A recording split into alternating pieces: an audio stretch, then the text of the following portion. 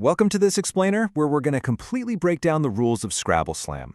If you're a beginner looking for a straightforward how-to-play guide, you are absolutely in the right place. We're going to get through this so clearly and, honestly, so quickly that by the time we're done, you'll be ready to just rip open the box, deal those cards, and start playing right away. Okay, so let's set the stage here. I want you to imagine a frantic, incredibly high-speed version of the classic game we all grew up with. You know how you usually sit around a board, thoughtfully staring at your tiles for what feels like 5 minutes while everyone else waits in total silence? Yeah, throw that out the window. This is an entirely different beast. It's a game that's going to test your reflexes just as much as your vocabulary. All right, Section 1, the core objective and setup. To kick things off, the fundamental premise here is super simple. Your ultimate goal? Just get rid of every single card in your hand before anyone else does. The absolute foundation of the game relies on this magic number right here, 4. You don't start with a blank game board. Instead, you and your friends just agree on any 4-letter word to start. You take the letter cards from the deck and you arrange them directly on the table to spell out that word. That single 4-letter word is now the base for literally everything that happens next. So getting the game set up is basically just following 3 exact steps. Like we said, step 1, you've got your 4-letter word down on the table. Next, you just shuffle the rest of the deck and deal out every single remaining card evenly to everybody playing. Finally, pick up your cards and check out your hand and, well, that's the whole shebang. There are no complicated boards to unfold, no score pads to keep track of, just your cards and pure speed. Moving on to Section 2, Card Anatomy. Before the real chaos kicks in, you're going to want to take a close look at the cards you're holding, because they are definitely not your standard playing cards. Every single card gives you 2 completely different playable options. They're double-sided. That means there's a letter on the front and a different one on the back. Now, you might be thinking, do I have to constantly flip these over to know what I have? Nope.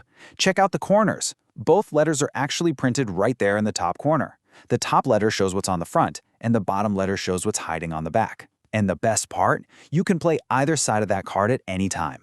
Also, while you're scanning your hand, keep your eyes peeled for blank cards. If you see blank sides, hold on to them. They are incredibly valuable. These act as your ultimate wild cards. They can represent absolutely any letter you might desperately need in the heat of the moment to make a word work. Section 3, Ready, Set, Slam. Okay, setup is done. You know how to read your double-sided cards, and the tension is definitely building. Once everyone's good to go, the dealer officially kicks off the game by shouting, "Ready, Set, Slam." Now, the most defining feature of this entire game? There are 0 turns. Literally, no turns. You don't wait for the person next to you. You don't go clockwise. Actually, scratch that. You just don't wait for anybody. The moment the dealer yells slam, the polite turn-taking of traditional board games is officially dead. Everyone around the table is playing at the exact same time. It's just pure simultaneous action. You have to visually process the changing word on the table, frantically scan the double-sided options in your hand, and physically make your move all at once. And remember, your opponents are trying to do the exact same thing right on top of you. So here is how you actually make a play. You are literally racing to slap down 1 card at a time from your hand.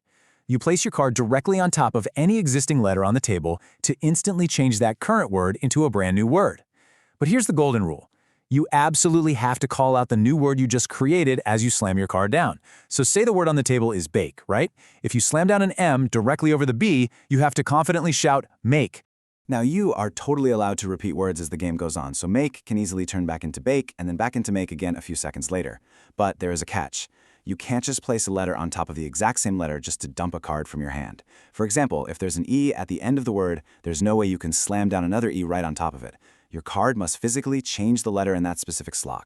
Section 4, Word Rules and Disputes. Let's see how we keep this frenzy somewhat contained.